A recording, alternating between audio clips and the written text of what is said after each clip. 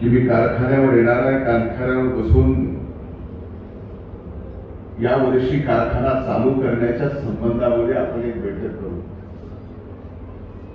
याच्या पलीकडे माझ्या मनात दुसरं कुठलं काहीच नव्हतं. आणि आपण या ठिकाणी आभार आणि कृतज्ञता व्यक्त करायचा कार्यक्रम घेतला. आभार आणि कृतज्ञता व्यक्त करायचं, त्याला एक योग्य कारण लागतं. तसं योग्य कारणही नाही. मिळालंय काय कर्ज, मिळण्यासाठी माध्यम म्हणून मी होतो आणि कर्ज मिळण्यासाठी सुद्धा आभार मानले जाते, कृतज्ञता व्यक्त केली जाते. हे शिकावतो कुठून, तर त्या आडसकरांना आभार करून शिकावतो. ही खरी गोष्ट आहे की अनेकदा हा सहकारी साखर कारखाना अडचणीत आला. त्याला अनेक कारण असतात.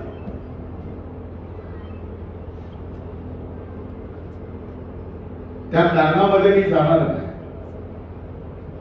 पण ज्यावेळेस शेवटच्या वेळेस हा कारखाना अडचणीत आला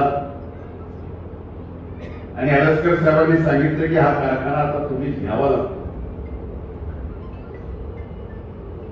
आणि घेताना मी सुद्धा किरायाने घेतला. आणि किरायाने घेताना उद्देश माझ्या समोर एवढाच होता की ज्या वर्षी मी हा कारखाना घेतला आणि चालवला त्या वर्षी आपल्या भागात नाही तर सर्व दूर ऊस प्रचंड अतिरिक्त झाला होता.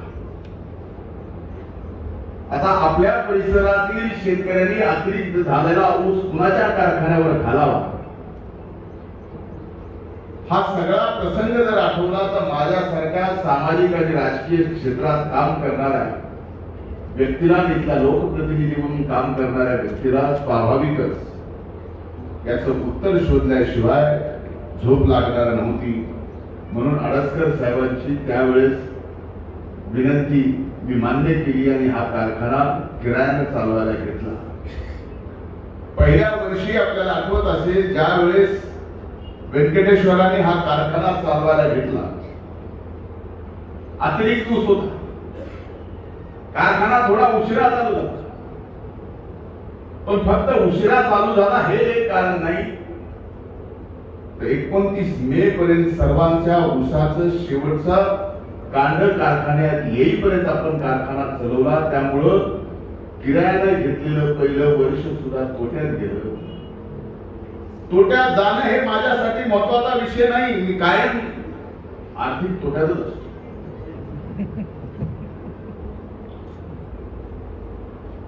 मुद्दा माझ्या दृष्टीने हा की माझ्या भागातल्या ऊस उत्पादक शेतकऱ्याला दुसऱ्याच्या दारात तासा खरडायची गरज वेळी उडे आपण इथं कारखाना उपलब्ध करून दिला पाहिजे. त्यासाठी मी किरायाने कारखाना घेतला. शेवटचा ऊस जाईपर्यंत चालवला. नुकसान होणार हे माहीत असताना सुद्धा चालवला. त्यावेळेस ऊस घेऊन जा म्हणून शेतकऱ्यांचे एवढे फोन येत होते.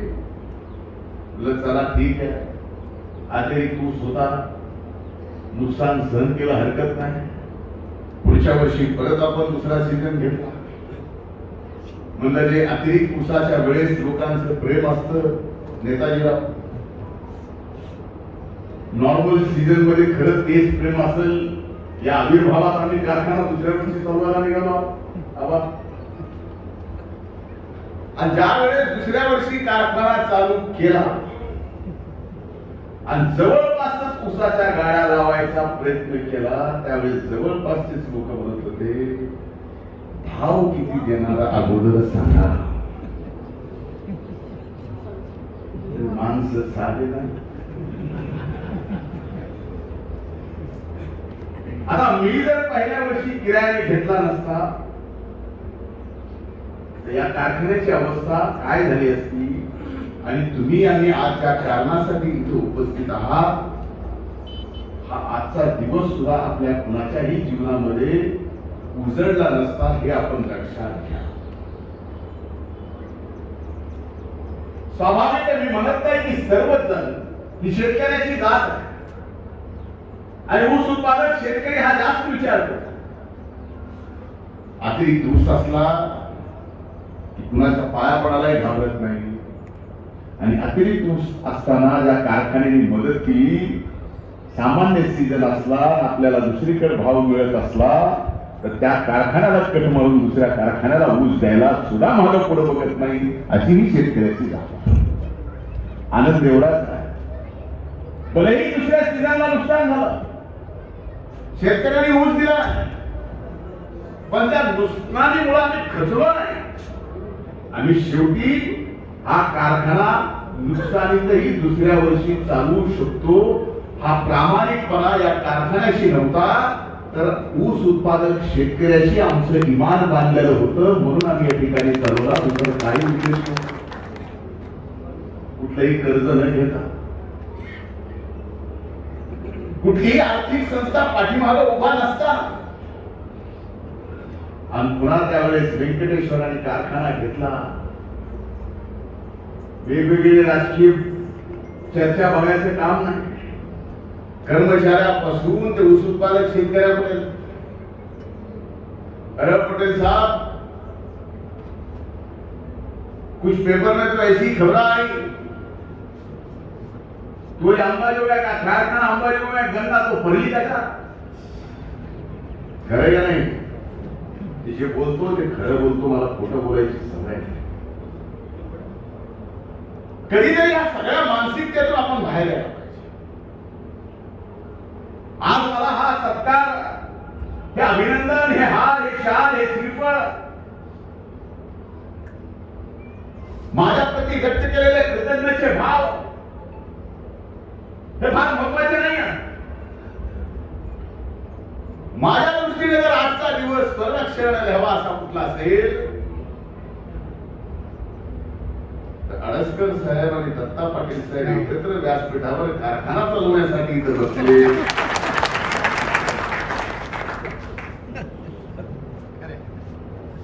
हा दिवस माझ्या आयुष्यामध्ये आपल्या सगळ्याच्या सुद्धा मान्य आहे का नाही? मी जे बोललो त्याला मान्यता आहे का तुमची? एकदा हात वर करून मान्यता द्या बरं. आता नीट कारखाना चालवा. दोघांना एकच घालतो, दोन दोन घालीत नाही. ज्या वेळेस या कारखान्याला मदत देण्याच्या संदर्भातला विषय आणि या कारखान्यासोबत राज्यातल्या अनेक कारखान्याला मदत करण्याचा विषय महायुतीच्या सरकारमध्ये राष्ट्रवादी काँग्रेस पक्ष सामील झाल्यानंतर निघाला, त्यावेळेस माझ्या लक्षात आलं की आपला बीड जिल्ह्यातला जर एनसीडीसीच्या या प्रकरणामध्ये कुठला कारखाना बसू शकतो तो मोजून 2-3 कारखाने बसू शकतात. त्याच्यात अंबाजोगाई सुद्धा आहे. तर तो अंबाजोगाई बसवत असताना मी कुठलाही राजकीय विचार याच्यात केला. एवढीच भावना ठेवली की या भागातला एक जर उद्योग तेही शेतकऱ्याशी संलग्न असेल तर तो जिवंत राहिला पाहिजे, त्याला पुनर्जीवन मिळालं पाहिजे आणि गतवैभव सुद्धा प्राप्त करून दिलं पाहिजे. त्याच्यासाठी वाटेल ते करावं लागलं तर चालेल. म्हणूनच मला 20-25 वर्षे किरायानं मिळालेला असताना हा कारखाना आणि तुम्ही लोक एकत्र येता याच्यासाठी माझ्या सरकारने 2 पावलं मागे घेतली. राज्य सरकारकडून शिफारस घेऊन केंद्राकडून 80 कोटी रुपयाचं कर्जही मंजूर करून दिलं. आज तुम्ही माझे आभार मानले. शेवटी कारखाना सुद्धा तुम्हीच चालवणार आहे. वर्षभर माझा सुद्धा ऊस आपल्याला घालायचा आहे. म्हणजे अडसकर साहेब, बाबा या वर्षी आपल्याला कारखाना चालू करायचा आहे. मधल्या काळात निवडणुका झाला, आपल्यापैकी अनेक जण होते पांडुराच्या पलीकडे खुर्चीवर बसले, लय ऊस आहे ते मतावरून मला कळालं लोकसभेच्या.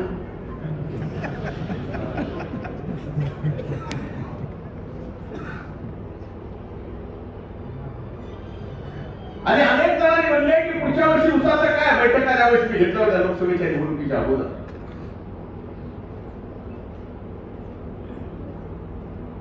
त्यावेळेस मी तुम्हाला सगळ्यांना शब्द दिला होता, आठवतंय का नाही? की तुम्ही ऊसाची काळजी करू नका, येणाऱ्या वर्षी मी कारखाना चालू करील, कुठला तरी माहित नाही, पण तुमच्या ऊसाला अडचण येऊ देणार नाही. फक्त ऊस जाण्याचीच अडचण नाही, तर चांगला भाव देण्याची जबाबदारी सुद्धा मी या ठिकाणी घेतो. आणि आज त्या जबाबदारीतून मी इथं आलोय. आज तुम्ही जेवढे शाल श्रीफळ मोठे मोठे हार घातले, 80 कोटी कर्जाचा जेवढा तुमच्यावर बोजा वाटत असेल, तेवढा तुमच्या शाल हाल श्रीफळ ह्या सगळ्या गोष्टीचा बोजा आणखीनही माझ्या खात्यावर 80 कोटीपेक्षा जास्त जाणवतो आहे. मला माहिती आहे, आपण पाहिल्यानंतर स्वाभाविक आहे की माझं समंत जीवन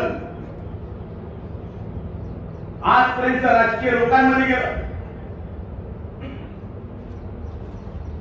मग व्यक्तिगत काम घेऊन येणाऱ्या लोकांपासून, सार्वजनिक काम घेऊन येणाऱ्या लोकांपासून, एक साधारण बैठक असणाऱ्या लोकांच्या चेहऱ्यापासून, हजारोच्या सभेपासून ते लाखोच्या सभेत लोकांच्या चेहऱ्यावर पाहिल्यावर त्यांची मानसिकता काय असते आणि आज त्यांच्या या क्षणी त्यांच्या मनात काय चाललंय हे सुद्धा माझ्यासारखा एक व्यक्ती समोर बसलेल्याच्या अनेक व्यक्तिरेखा त्याची चिकित्सा करू शकतो.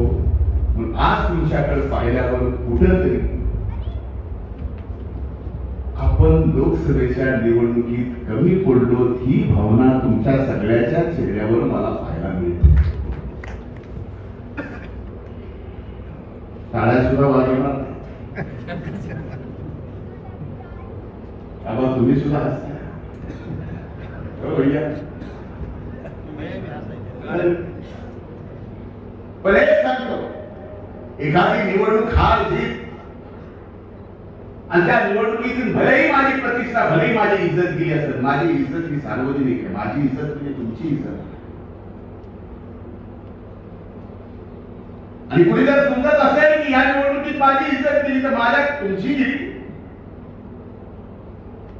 तुमची राहील गावात सांगा, एखाद्याने उठवली माझी राहील. आपण ज्यावेळेस एक राजकीय भूमिका घेऊन निवडणुका लढत असतो, एक राजकीय भूमिका घेऊन लढत असताना अशा पद्धतीने कधीच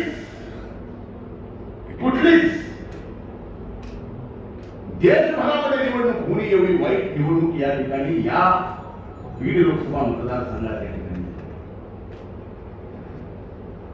त्याला कारण काय, जिम्मेदार कोण, काय वातावरण होतं, कुणी काम केलं, कुणी नाही केलं, कोण सोबत राहिले, सोबत राहणं इमानदारी होती, खाली इमानदारीने सांगितलं नाही, ऐकलं नाही, हा भाग वेगळा. ह्या सगळ्या गोष्टी आहेत. पण एक लक्षात घ्या, कुठेतरी ह्या सगळ्या गोष्टी येणाऱ्या काळामध्ये आपल्याला बदलाव्या लागतील. शेवटी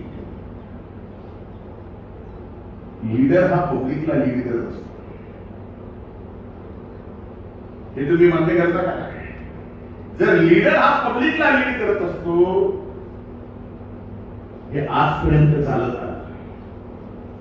पण ज्यावेळेस पब्लिक लीडरला लीड करते त्यावेळेस काय होतं हे मागच्या लोकसभेच्या निवडणुकीत या ठिकाणी कळून सुद्धा. आता ह्या लोकसभेत आपल्या आपल्या गावात जे काही मताधिक्य मिळाले त्याच्यामुळे तुमचा फायदा आणि नुकसान हे काय हे मला आज काही सांगता येणार नाही. शेवटी मला विचारलं तर माझी प्रामाणिकपणा, माझा प्रामाणिकपणा या मातीशी आहे, माझं इमान या मातीशी आहे, माझी इमानदारी या मातीतल्या माणसाशी आहे, कुठल्या जाती पाती धर्माशी नाही. मी वारंवार हे म्हणत आलेलो आहे, या दिवशी मत मागायची वेळ येईल, जाती पातीचं राजकारण करून मत मागायची वेळ येईल, त्या दिवशी मी मताचं राजकारण करणार नाही. मी घरी बसून समाजकारण करील, पण कुठल्या निवडणुकीवर पण कुठेतरी तुम्ही येणाऱ्या काळात ही सगळी परिस्थिती जे काही चाललंय ती बदलण्याची मानसिकता तुम्ही ठेवणार की नाही, हा विचार आपल्याला करावा लागेल. म्हणून मला आता फारसं काय लोकसभेच्या निवडणुकीच्या निकालाच्या या सगळ्या गोष्टीवर बोलायचं. पण एवढं सांगतो, एवढं अभूतपूर्व वेगळ्या पद्धतीचं राजकारण असताना सुद्धा फक्त 3,500 मतांनी पराभव आम्हाला पत्करावा लागतो. हा आज जरी तुमच्या समोर मी व्यक्त होत नसतो तरी एक लक्षात घ्या, आम्ही कुठेतरी काम तुम्हाला कमी पडलो का? काम करायला कमी पडलो का? समोरचा काम करायला जास्त होता का? समोरच्याने गावात तुम्हाला विकास कामं दिली होती का? समोरच्याने रोज तुमचं सुख दुःख बघितलं होतं का?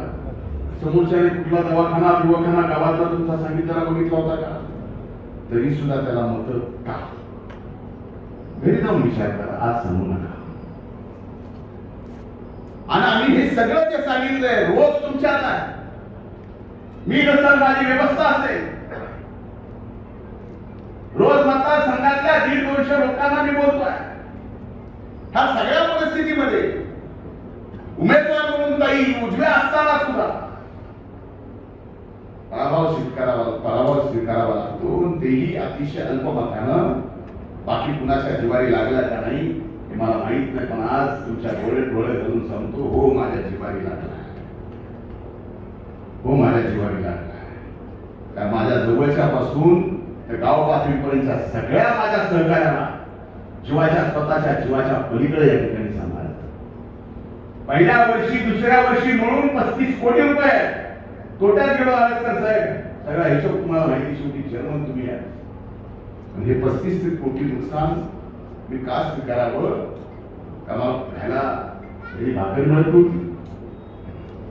फक्त माझ्या भागातल्या शेतकऱ्यांनी, तो कुठल्या जातीचा, कुठल्या पंथाचा, कुठल्या धर्माचा आहे, याला ऊस जाण्यासाठी हाल त्याच्या होते म्हणून आम्ही हे नुकसान स्वीकारलं. अशी आम्ही माणसं आहे.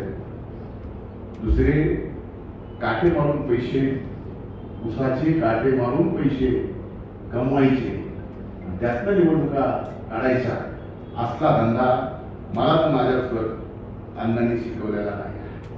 आनंद या गोष्टीचा, आज अभिमान या गोष्टीचा वाटतो. स्वर्गीय डी.एन. पाटील असतील, स्वर्गीय आळसकर साहेब असतील, स्वर्गीय भगवानराव मुंडे साहेब असतील, स्वर्गीय मुंडे साहेब असतील, यांनी या कारखान्यावर अभिरतपणे केले. हा कारखाना त्या काळात या मराठवाड्याला मार्गदर्शक असणारा कारखाना, आणि आज हा कारखाना नुसता पुनर्जीवित करणं इतकी छोटी महत्वाकांक्षा मित्रवरी आळसकर साहेब घेऊन जमणार नाही. हा कारखाना नुसता आहे ते चालवणं इथपर्यंत मर्यादित नाही, तर हा कारखाना येणाऱ्या काळात आपल्याला फार मोठा करायचा हा निश्चय. आणि ही खूनदाट आवाज तुम्ही दोघं सगळे मिळून बांधा, तरच मी केलेलं जे श्रम आहे त्याचं फळ मिळालं मी असं समजेल. या हार शाल श्रीफळी तुम्ही एकदा याला हार घाला, शाल टाका, झालं काम. असं काही तसं केलं तरी चालेल, पण कारखाना मोठा झाल्यानंतरच माझ्या भागातील ऊस उत्पादित शेतकरी सुद्धा मोठा होईल. आणि आपण शब्द दिला, खिशातला चहा घेऊ, घरची भाकर खाऊ, कारखान्याला कसली आर्थिक अडचण आम्ही येऊ देणार नाही. इमानदारीपूर्वक कारखाना आपण चालू. तुमच्या दोघांसोबत चालवायला मी सुद्धा आहे, मागू नाही, मी सुद्धा आहे. लागेल का नाही मला माहित, पण असं आणखी कर्ज पडलं तर लागलं का नाही? लागलं तेव्हा तर लागेल का नाही? बरोबर आहे ना बापू? तेव्हा लागेल. पण हा सीझन येणारा घ्यायचा आहे, त्या पद्धतीने आपण बांधणी करा. आर्थिक अडचण कुठलीही या कारखान्याला येणार नाही याचा शब्द देखील मी या निमित्तानं देतो. शेवटी आपल्या भागातल्या आपल्या पूर्वजांनी उभे केलेले सर्वसामान्य शेतकऱ्यासाठी, त्यांच्या मुलासाठी, मग शेती चांगली व्हावी, ऊस उत्पादक शेतकऱ्याच्या जीवनात क्रांती घडावी आणि त्याचं एक पोरग कारखान्यामध्ये काम करावं हे स्वप्न पाहणारे जर आपले पूर्वज आणि त्यांनी निर्माण केलेला एका उद्योग जर अडचणीत आला असेल तर पुढच्या पिढीने आमच्यासारख्या त्याला पुनर्जीवित करणं हे आमचं कर्तव्य. आणि फार मोठं काही काम केलं नाही आमचं कर्तव्य. पण मला आज या कार्यक्रमाच्या निमित्तानं मला माहित नव्हतं की माहित लावून सभा होणार आहे. आपल्याला तर बैठक भेटली कारखान्याची. अधिवेशन चालू आहे, अर्थसंकल्पीय अधिवेशन आहे. आणि मला महायुती सरकारचे आदरणीय एकनाथराव शिंदे साहेबांचे, आदरणीय देवेंद्र फडणवीसांचे, आदरणीय अजितदादा पवार साहेबांचे मनापासून आभार व्यक्त करायचे की या देशातला ऐतिहासिक अर्थसंकल्प महाराष्ट्रातल्या तमाम सामान्यातल्या सामान्य गरिबासाठी या ठिकाणी या वर्षी दिला. मी मनापासून त्यांचे अभिनंदन करतो. योगायोग बघा,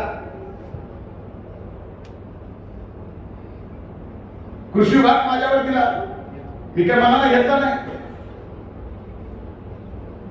कृषी विभागाची जबाबदारी माझ्यावर. शेवटी आपण शेतकऱ्याची पोरं, शेत जमिनीसाठी आपण इमान राखणारी माणसं. 1 वर्ष या कृषी विभाग पदाची जबाबदारी स्वीकारली आणि मला सांगायला अभिमान वाटतो की त्याच 1 वर्षाच्या काळात 1 रुपया पीक विमा योजना ही महायुती सरकारनं आणली आणि देशाच्या इतिहासात आजपर्यंत एवढ्या शेतकऱ्यांनी कधीच लाभ घेतला नाही. 1,70,00,000 शेतकऱ्यांनी या पीक विमा योजनेचा लाभ घेतला. आणि आज अभिमानानं सांगावं असं वाटतं की पहिले अग्रिम 3200 कोटी मिळाले. पुढची मिळतील का नाही माझ्यावर लय आरोप बोलायचे. लोकसभेच्या निवडणुकीत तर मिळणारच नाही, पीक विम्याचं काय झालं म्हणून सगळे जाहीर आमच्यावर टीका केली. आपल्यालाही दम निघाला नाही, कदाचित ते आरोप हे करून आमच्यावर विरोधात मतदान केलं असेल काही. पण आज सांगायला अभिमान वाटतो की 7,200 कोटी रुपये 1,10,00,000 शेतकऱ्यांना या ठिकाणी आपण 1 रुपया पीक विमा योजनेचा फायदा दिलेला आहे. म्हणजे रुपयानं 1,10,00,000 शेतकऱ्यांचे पैसे किती झाले? रघुभाई कितना हुआ? बाळासाहेब कुणीतरी हिशोबाला पक्का असेल ना. 1,10,00,000 शेतकऱ्याचे रुपयाने किती होते? 1,10,00,000 बरोबर आहे. आता 1,10,00,000 7,200 कोटी रुपये मिळणं, मायच्यानं सांगा जंगली रमीत तरी हे शक्य आहे का?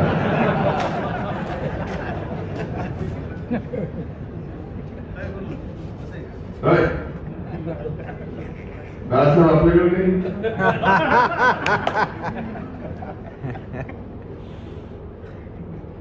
आता हे काय अंतिम नाही. जवळजवळ 8,000 कोटी रुपये मिळतील. आपल्या जिल्ह्याला पहिल्या टप्प्यात अग्रिम मध्ये 241 कोटी रुपये मिळाले. आता हे काही 4,000 कोटी रुपये 4 दिवसापूर्वी पीक विमा कंपनीने रिलीज केले, तुमच्या अकाउंटवर याला आणखी 8 दिवस लागतील. पण हे अंतिम नाही. जवळजवळ हा आकडा 8,000 कोटी 8,000 कोटी पर्यंत जाईल हे जबाबदारीपूर्वक सांगतोय. हे सभागृहात सुद्धा मी परवा दिवशी बोललोय, आज इथे येऊन बोलतोय. मला माहित नाही मी आपलं काम करत आहे, पण कुठल्या काही संस्था अशा पद्धतीनं केंद्र सरकारच्या किंवा स्वामीनाथन डॉक्टर स्वामीनाथन यांनी शेतकऱ्यांसाठी एक आयोग आणला, ज्या आयोगाच्या वर आज केंद्र आणि राज्य सरकार म्हणून शेतकऱ्याच्या हिताचे निर्णय करत आहे. त्यांच्या संस्थेने ही 1 रुपयाची पीक विमा जगाच्या इतिहासात एखादी क्रॉप इन्शुरन्स मध्ये इतिहास करणारं जर कुठलं राज्य असेल तर ते राज्य महाराष्ट्र आहे. आणि त्या राज्याला म्हणजे आपल्या महाराष्ट्र राज्याच्या कृषी विभागाला पहिलं पारितोषिक या ठिकाणी या संस्थेने आपल्याला दिलंय. त्याचे वितरण झालं. कधी कृषी विभागाला कुठलं पारितोषिक मिळालंय? कृषी विभागाला आणि कृषी मंत्र्याला रोज रात्री शिव्या शाबाशिवाय काय नाही. रात्रीचं झोप मला याच्यामुळेच लागत नाही की मला गोष्टी फार लागतात. म्हणजे अनेक जण फोन करत असतात. काय आपणही सत्तेमध्ये जितकी वर्ष काम आज करतोय मंत्री म्हणून त्याच्यापेक्षा जास्त शेतकऱ्याला योग्य भाव मिळावा म्हणून मोर्चे काढणारे आपण आहे. आणि हे सगळी परिस्थिती पाहत असताना आज मला अभिमान वाटतो की ज्या वेळेस या राज्याच्या कृषी विभागाला देशाच्या पहिलं पारितोषिक मिळतं कृषी प्रधान राज्य म्हणून, आणि त्यावेळेस मी कृषी मंत्री आहे, मी म्हणजे तुम्ही आहे, हा मान देशभरामध्ये आपल्याला मिळतो, मला म्हणजे तुम्हाला मिळतो, तर नक्कीच माझ्या दृष्टीने हे आनंदाचा क्षण आहे. यावर्षी पाऊस काल जरा मागच्या वेळेसपेक्षा बरा चांगला बरा आहे. जरा बरा आहे का चांगला बरा आहे? जरा ऐकायला ना चांगला आहे. तिथं सभा आता इथं चांगला आहे, मलाही माहिती आहे चांगला बरा आहे. म्हणजे आजच्या तारखेपर्यंत मागच्या वर्षीपेक्षा 106% पाऊस पडलेला आहे जास्त. हे तर खरं. आता 1-2 दिवस उघाड पडला पण जमिनीची ओल कमी झाली का? हेही खरं. दुसरं अभिनंदन मी करतो महायुती सरकार की त्यांनी या देशातली दुसरी महत्वाकांक्षी योजना आज आमच्या बहिणींसाठी या ठिकाणी आणली. मुख्यमंत्री यांची लाडकी बहीण ही योजना सगळ्या गावात, तुम्ही सगळे महत्वाचे पुढारी गावातले आलेत ना, माझ्या आपलं जे पुढार पण मागच्या 6 महिन्यात गेले ना जाऊ परत आणायचं असेल ना, सल्ला देऊ काय? देऊ का सल्ला? ज्याचं ज्याचं गेले त्याचं सांगतो. परत आणायचं असेल तर आमच्या या भगिनींचं महिलांचं कल्याण केल्याशिवाय तुमचं पुढारपण गावात पुन्हा प्रस्थापित होणार नाही, हे मी आपल्याला जिम्मेदारीपूर्वक सांगतो. या ऐतिहासिक योजनेतून या महाराष्ट्रातील कमीत कमी 2.25 कोटी आमच्या लाडक्या बहिणींना 1500 रुपये महिन्याला या ठिकाणी मिळणार आहेत. जवळजवळ 46,000 कोटी रुपयाची ही योजना आहे. आता ही योजना करायची मी तुम्हाला सूचना काय दिली की जरा आपल्या भगिनीसाठी, आपल्या माऊलीसाठी राहा, त्यांचे सगळे कागदपत्र गोळा करा. मी आपल्याला शब्द देतो की राखी पौर्णिमेच्या आत जुलै आणि ऑगस्ट महिन्याचा दोन्ही महिन्याचा पगार आपण त्या महिलांच्या खात्यावरती, त्या भगिनीच्या खात्यावरती आपण जमा करतो.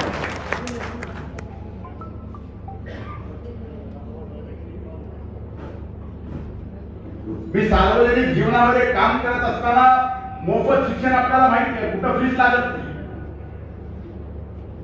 पण आता ज्या तांत्रिक शिक्षणासाठी फीस आपल्या मुलींना लागायची, मग इंजिनिअरिंग असेल, डिप्लोमा असेल, पॉलिटेक्निक असेल, MBBS असेल, आपल्या भगिनींच्या या फीसची सबंध जबाबदारी आता राज्य सरकारनं घेतलेली आहे. हे एक महत्वाकांक्षी निर्णय देशात पहिलं राज्य ज्यांनी या ठिकाणी घेतला. याचबरोबर शेतकरी म्हणायचे लाईट द्या, बिल पहिले आपल्याकडे बिल पहिले भरायचं.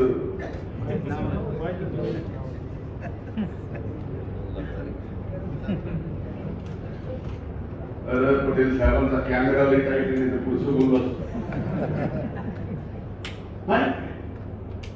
म्हणून मागचं द्यायचं काय. एवढा मोठा निर्णय केल्यावर तो मोठ्या मनानं स्वीकारा. आणखी जात पात आणि आपल्याला फक्त एकच बात आहे ती शेतकऱ्याची. जो शेतकरी उघड्या पाकळ्या आभाळाखाली शेती करतो, तर कुणी कुणाच्या पोटी जन्माला घरी आलो ते तुमच्या माझ्या कुणाच्या हातात आहे का? असं देवाला अर्ज देऊन इथं मारुती राहायला, हे मारुती देवा मोदया विषय मनाप्रमाणे दात मिळू दे, मनाप्रमाणे धर्म मिळू दे, मनाप्रमाणे फलाण्याच्या पोटी जन्माला येऊ दे. आणि लगेच जेव्हा नाही खाली झालं तसं होतंय का? आपली जात कर्मा काय शेतकरी. आता शेतकऱ्यांना मागचं लाईट बिल द्यायचं नाही आणि पुढचं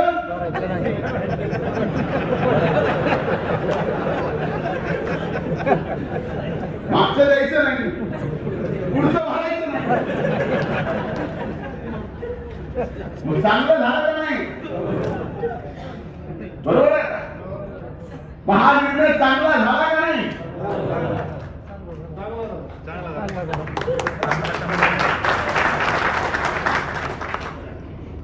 नंबर 1 निर्णय. म्हणजे एवढंच आहे. आणखी काही जण वाटत हे सगळं बोलायला पण सगळ्या सोयीचं बोलणार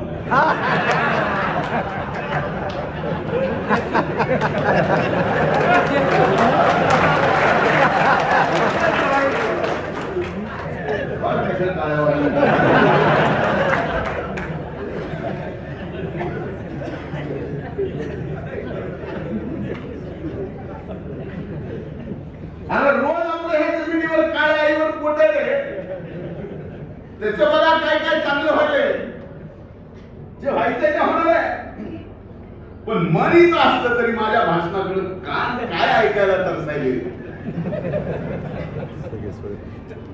एक सांगतो, जसा राजा तशी प्रजा, जशी प्रजा तसा काय पाहिजे येणाऱ्या काळात तुम्ही ठरवा.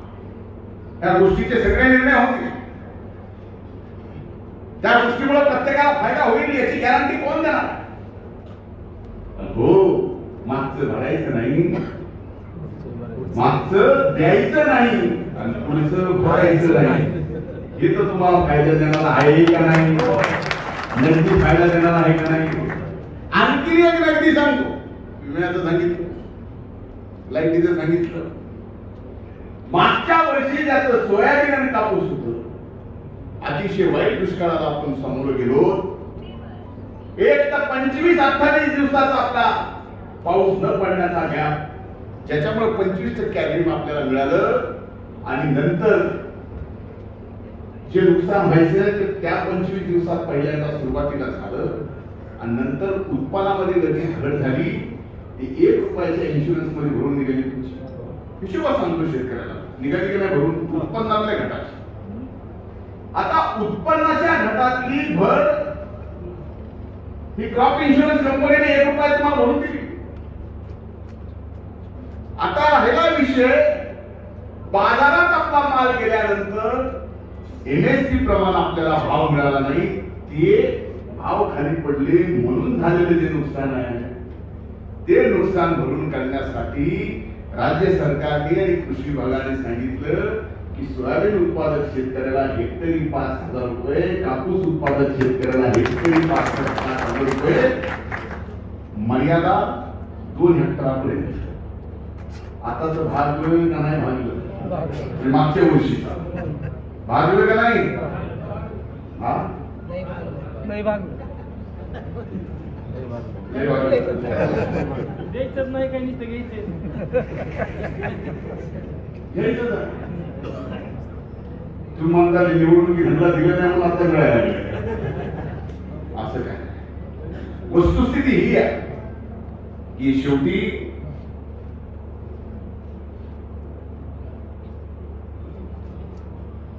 हे सरकार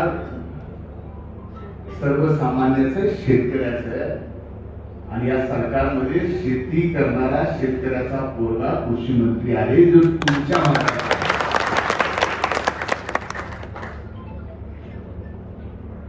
आता या कारखान्याची आर्थिक जबाबदारीपासून सगळ्या गोष्टी आपण माझ्या खांद्यावर घेतल्या. कर्जासहित अपेक्षा एवढीच, मधल्या काळात 2 वर्ष 3 वर्ष मला हा कारखाना बघता आला. जेवढं काय मशिनरी बदलता आली तेवढी मी बदलली. पण आता हा कारखाना आणखीन अद्यावत दावा डस्कर साहेब म्हणून आपण करा. त्याच्यासाठी 80 कोटीहून अधिकचा आपल्याला काही मदत लागली तर ती सुद्धा आपल्याला या ठिकाणी कमी करणार नाही हा शब्द या निमित्तानं देतो. आणि खरंच सांगतो की झाल्यावर 3 महिन्यानंतर आणखी विधानसभेच्या निवडणूक आहे. तर मधल्या काळात अनेक गोष्टीचा राग लोकसभेवर निघाला असेल तर ठीक आहे, नसल निघाला आणखीन काढायचा असेल तर 3 महिन्याला आहेच निवडणूक. नेताजीराव फुले तरी म्हणून गेलं की हार में क्या जीत में वाजपेयी भयभीत नहीं किंचित मैं, जो भी मेरा संघर्ष पथ पे ये भी सही वो भी सही. अटल बिहारी वाजपेयी. शेवटी कायम आम्ही तुमच्या सेवेत आहोत. इमानदारी एवढीच आहे की तुमच्या सेवेत आम्ही जेवढं आहोत तेवढं कोणीच नाही याची जाणीव आपण अंतर्मुख होऊन विचार करून ठेवा. नाही तर मताची बेरीज वजाबाकी, कुठून कसे मतं पाडायचे, कुठले मताचे खड्डे कसे भरून काढायचे, हे 25-30 वर्षाच्या राजकारणामध्ये अनेक अनुभव मला आले.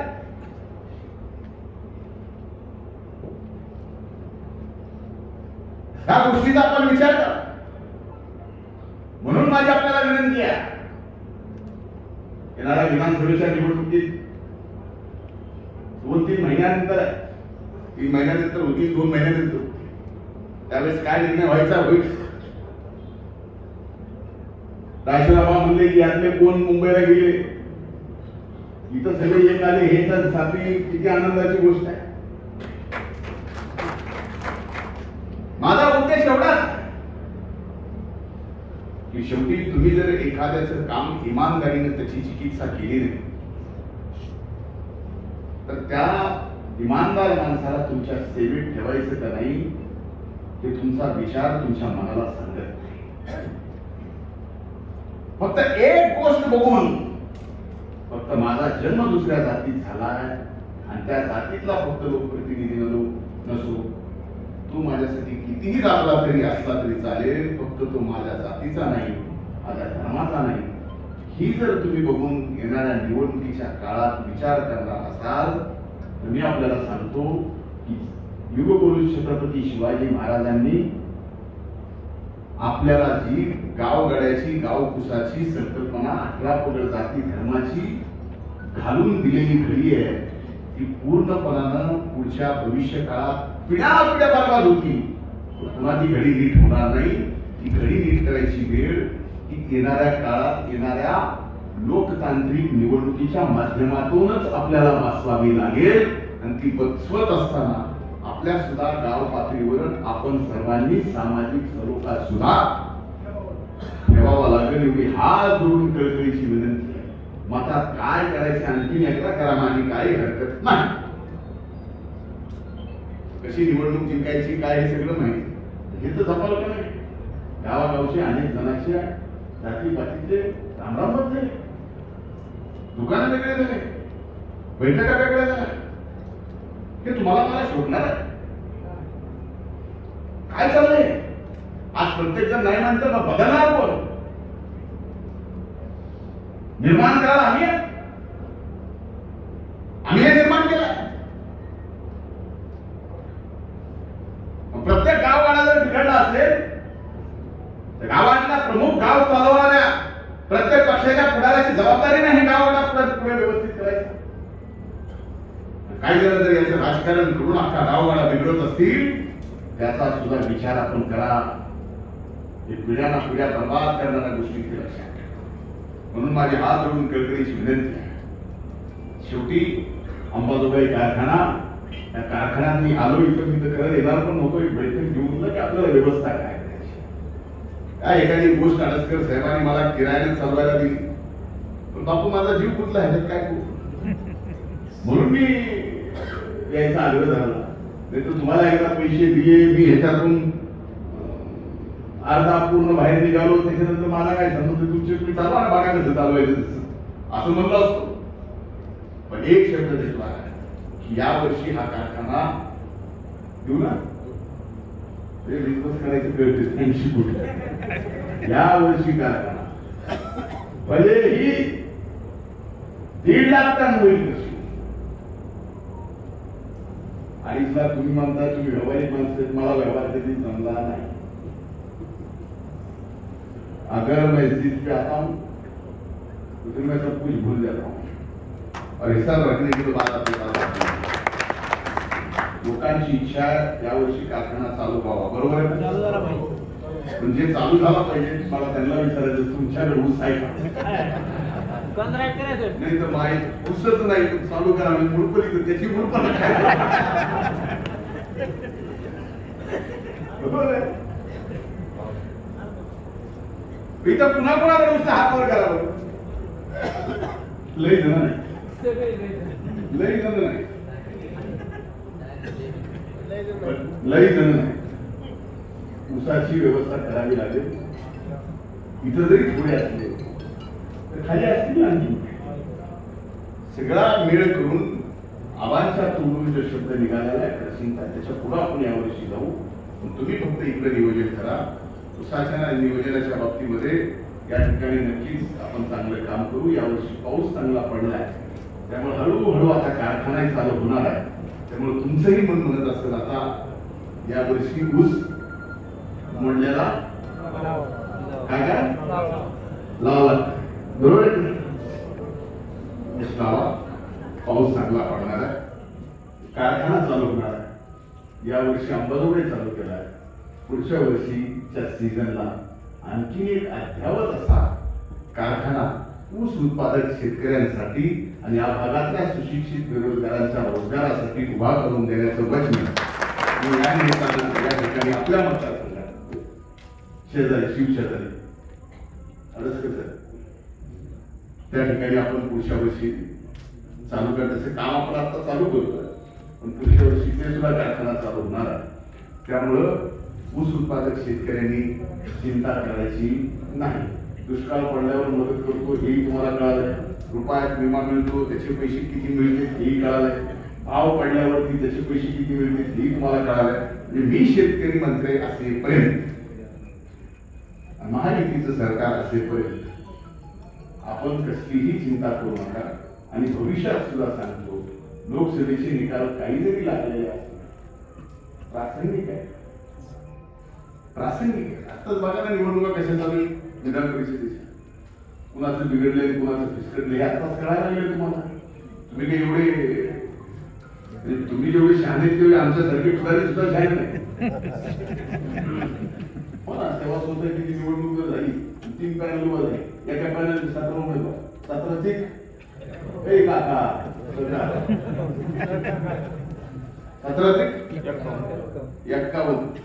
51 फुल्या त्यात 17 निवडून नसेल की गावाच्या माणसाला जमतो. विधानसभेच्या सदस्याला 51 फुल्या त्याबद्दल मला जमल का? जे म्हणजे कोण छान हुशार कोण?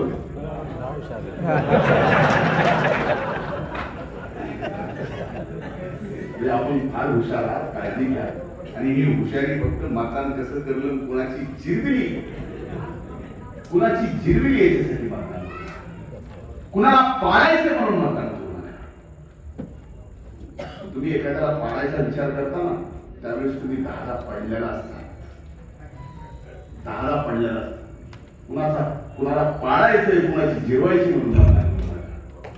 अरे कुणाला उभं करायचंय, कुणाला निवडून आणायचंय असं म्हणून जर मतदान केलं तर तुम्ही सुद्धा उभा राहील, हा भाग सुद्धा उभा राहील आणि या मातीतला माणूस सुद्धा महाराष्ट्रात सर्वात श्रीमंत होईल. ते वचन या निमित्तानं देतो. आणि अडसकर साहेब, बाबा आपल्या सर्वांना आणि कारखान्याच्या सर्व संचालक मंडळाला येणाऱ्या सीझनच्या मनपूर्वक शुभेच्छा देतो. अतिशय काटकसरीनं शेतकऱ्याला चांगला भाव देऊ हा आपण कारखाना यशस्वी चालवावा. त्या यशामध्ये खालीचा का वाटा माझा नक्कीच मी माझं योगदान देईल ही विनंती करतो.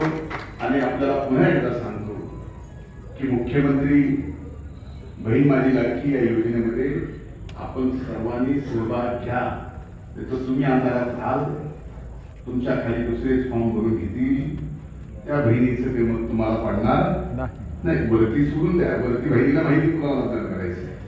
उद्या ग्रामपंचायतीची निवडणूक जर आली, तुम्ही जर ह्याच्यात कमी पडला तर